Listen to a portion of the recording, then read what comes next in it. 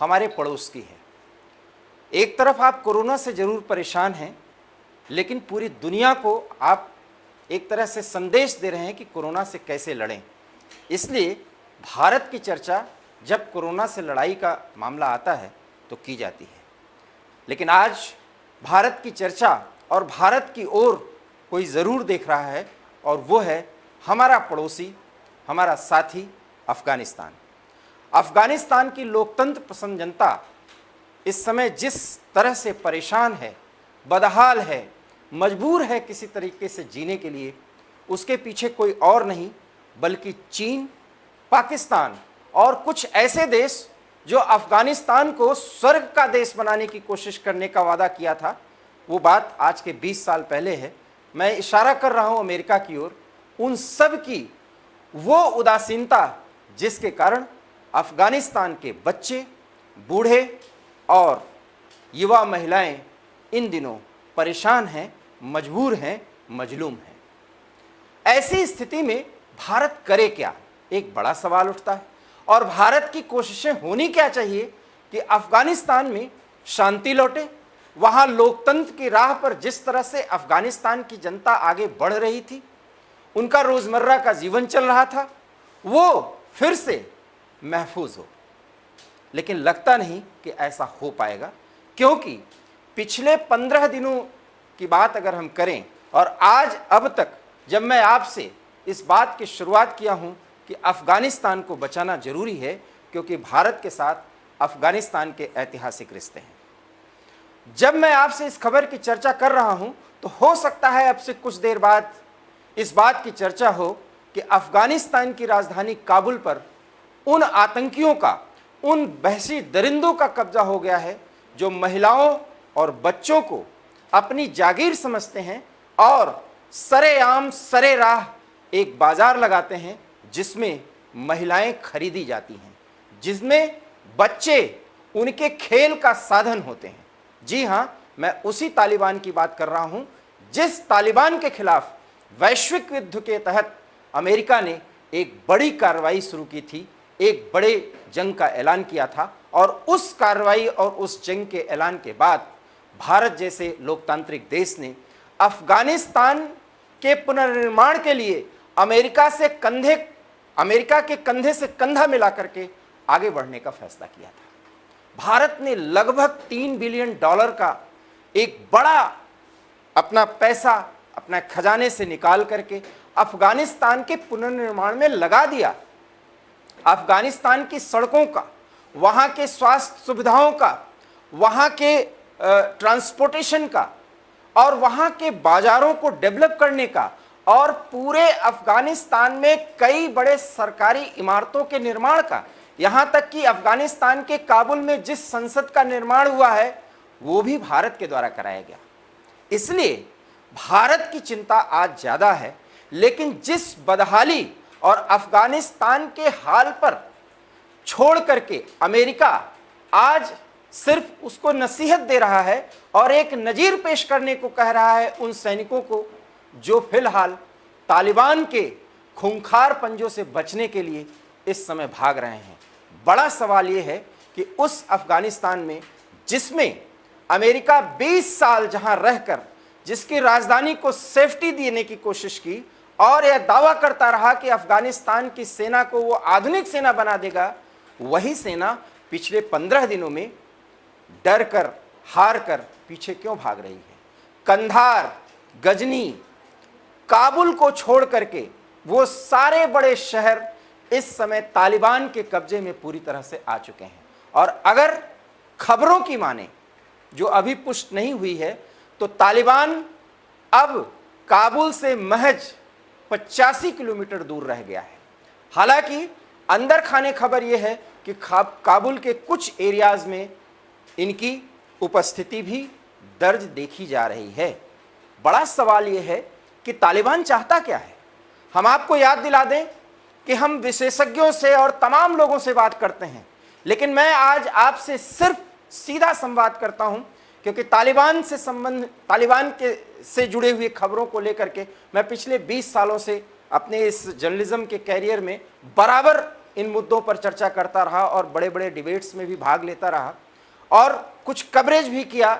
जो तालिबान के डर से भाग करके अफगानी जो है दिल्ली में आए, मुझे ऐसा लगता है कि तालिबान को जिस हिसाब से एज मिला है इन 15-20 दिनों में, वो सिर्फ और सिर्फ अमेरिका, यूरोपीय देशों की उदासीनता का कारण है। आज वही अमेरिका जब तालिबान पूरी तरह से अफगानिस्तान को कब्जे में कर लेने की बात कह रहा है, तो वो कहता है कि अफगानिस्तान के लोग अब ये स्वयं फैसला करें कि उन्हें करना क्या है। लेकिन बड़ा सवाल तो ये है कि अफगानिस्तान की वो महिलाएं, वो बच्चे जो भविष्य में एक सुंदर वादियों में रहने का सपना सजोए हुए थे, आज वो मजबूर हैं कि उन्हें किसी तरीके से उस नरक से निकाल दिया जाए जो तालिबान ने एस्टैब्लिश कर दिया है, जिसको स्थापित कर दिया है। बड़ा सवाल यह है कि आखिर में अमेरिका आज अफगानिस्तान को अफगानिस्तान के हवाले क्यों छोड़ दिया। अगर ऐसी स्थिति है तो भारत क्या करे, क्योंकि भारत की मुख्य समस्या यह है कि अगर वो भी अमेरिका की तरह अफगानिस्तान को अफगानिस्तान के लोगों के हवाले पर छोड़ देगा, तो वे लोग जो मजलूम हैं, मजबूर हैं, वो किसी भी तरीके से उन तालिबानियों का स्लेव्स बनने को मजबूर हो जाएंगे। और उन परिस्थितियों में पाकिस्तान ये चाहेगा कि वहां पर कट्टरपंथी शासन इस कदर प्रभावी हो जाए और चीन का वो रूट, जिस रूट के माध्यम से वो अफगानिस्तान के इन खराब परिस्थितियों का फायदा उठा करके वहां से तांबे और अन्य मूल्यवान वस्तुओं का दोहन करके उनका शोषण करेगा, चीन चाहता है कि किसी भी कीमत पर अफगानिस्तान उन तालिबानियों के हवाले हो जाए जो अफगानिस्तान को तबाह और बर्बाद कर देने पर आमादा है। अब सवाल ये उठता है कि चीन जिन उइगर मुसलमानों का शोषण कर रहा है, वो तालिबान को इतना महत्व क्यों दे रहा है। देखिए,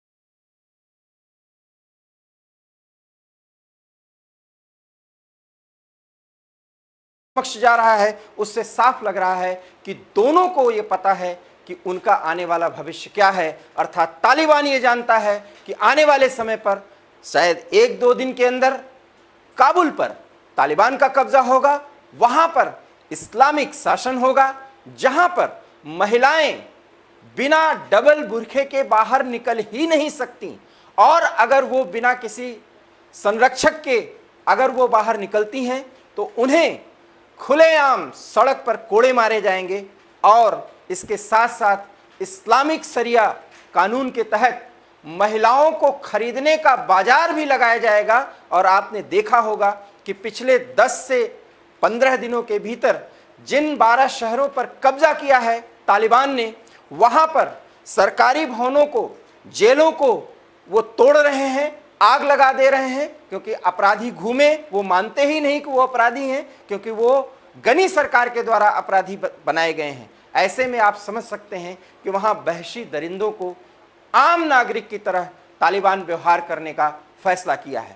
और उन्हीं तालिबानों ने ऑफिसर्स से, जो मौजूदा सरकार के अधिकारी हैं, जो विभिन्न महकमों में काम करते हैं, उन अधिकारियों से लाउड स्पीकर के माध्यम से ऐलान कर दिया गया है कि वह अपनी जवान लड़कियों और अपनी महिलाओं को उनको सौंप दें। क्योंकि ये सौंपने की कार्रवाई के बाद आपको जान करके हैरानी होगी, अगर आप भारत जैसे लोकतांत्रिक देश में रह रहे हैं, आपके रोंगटे खड़े हो जाएंगे। एक सामान्य बाजार लगाया जाएगा और उन बाजारों में उन महिलाओं के चेहरे मुहरे देख करके उनकी खरीद होगी, और उन बहसी दरिंदों के द्वारा उनके शरीर के साथ कितना भद्दा मजाक और उनकी सोच, उनकी समझ, उनकी गरिमा के साथ कितना बड़ा खिलवाड़ होगा। क्या 21वीं शताब्दी के लोकतंत्र में ऐसा ही अफगानिस्तान हम चाहते हैं? हम नहीं चाहते, क्योंकि हम लोकतंत्र के वो पहलुए हैं जो पूरी दुनिया के सामने नज़ीर पेश करते हैं। और आज वो इसलिए भी मौजूद है क्योंकि वर्तमान समय में Bharat United Nations security council का एक अहम सदस्य है। उसमें उसकी भूमिका इस कदर प्रभावी हो, इस कदर राजनीतिक और सैन्य कोशिशों से एक ऐसी मुहिम चलाई जाए जिससे अफगानिस्तान के तालिबान या तो बातचीत के जरिए सरकार में शामिल हों और शांति का रास्ता अपनाएं, या वो पीछे हटने को मजबूर हों। अन्यथा आने वाले समय में भारत की वो धाक, भारत की वो धमक जो सेंट्रल एशिया और अफगानिस्तान के माध्यम से पाकिस्तान और चीन और सिल्क रूट और इन सब तमाम जगहों पर हो सकती थी या हो रही थी, वो खत्म हो जाएगी। और उन परिस्थितियों में जो चीन और पाकिस्तान आज अपने मियां मुंह मिट्ठू बन रहे हैं, उनकी स्थिति पूरी तरह से खराब हो जाएगी। ये सारी परिस्थितियां जिस तरफ इशारा कर रही हैं, वो ये साफ है कि भारत को सोचने की ज़रूरत है, समझने की ज़रूरत है। और अगर ये ज़रूरत है तो निश्चित रूप से हमें कदम उठाने होंगे। हमें रणनीतिक सहयोगी अमेरिका के साथ, यूरोपीय देशों के साथ एक ऐसी राजनयिक मुहिम छेड़नी होगी जिसकी बदौलत हम तालिबान को उनके गिरेबान में झांकने के लिए मजबूर कर सकें और तालिबान को लोकतांत्रिक तरीके से सोचने के लिए मजबूर कर सकें। हम भले ही सीधे तौर पर सैन्य हस्तक्षेप न करें, लेकिन राजनयिक प्रयास इतने प्रभावी होने चाहिए कि पाकिस्तान और चीन की कोशिशें वहां पर धराशायी हो जाएं। उनके मंसूबे जिस तरीके से प्रकारांतर से तालिबान शासन को स्थापित कराने की है, वो मंसूबे उनके धराशायी हो सकें। इस एबी स्टार लाइव में आपसे हमने आज ये चर्चा की कि पाकिस्तान के और चीन के प्रयासों के कारण, उनके कुत्सित प्रयासों के कारण जो तालिबान पल रहा था, वो तालिबान अब काबुल को किसी भी समय अपने कब्जे में ले सकता है। कंधार सहित हेरात, गजनी और तमाम वो शहर जो अफगानिस्तान के रणनीतिक बिंदु हैं, वो पूरी तरह से तालिबान के कब्जे में आ चुके हैं। और वहशियाना अंदाज में तालिबानी सेना, आप सेना नहीं कह सकते, वो मिलिशिया है, वो किस तरीके से लड़ाई लड़ रहे हैं और महिलाओं और बच्चों पर जुल्म ढा रहे हैं, उनकी इस स्थिति बद से बदतर हो सकती है। ऐसे में यूनाइटेड नेशंस को अब एक बहुत बड़े कदम उठाने की ज़रूरत आन पड़ी है। और उसमें चूँकि भारत मौजूदा समय में महत्वपूर्ण रोल अदा कर रहा है, इसलिए भारत को आगे आना ही पड़ेगा। फिलहाल हमको ये सुनने में अच्छा नहीं लगेगा कि काबुल पर तालिबानियों का कब्जा हो गया, लेकिन वो कट्टरपंथी सुनकर के जरूर अंदर खाने खुश हो रहे होंगे, चाहे वो भारत में ही रह रहे हों, कि अफगानिस्तान में तालिबान का शासन स्थापित हो गया। इन परिस्थितियों में हमारी कोशिश होनी चाहिए कि तालिबान किसी भी कीमत पर अपनी हद में सीमित किया जा सके। एबी स्टार में अगर आप हमारी इस चर्चा से सहमत हैं तो प्लीज़ आप इस पूरी परिचर्चा को लाइक करिए और हमें इजाज़त दीजिए।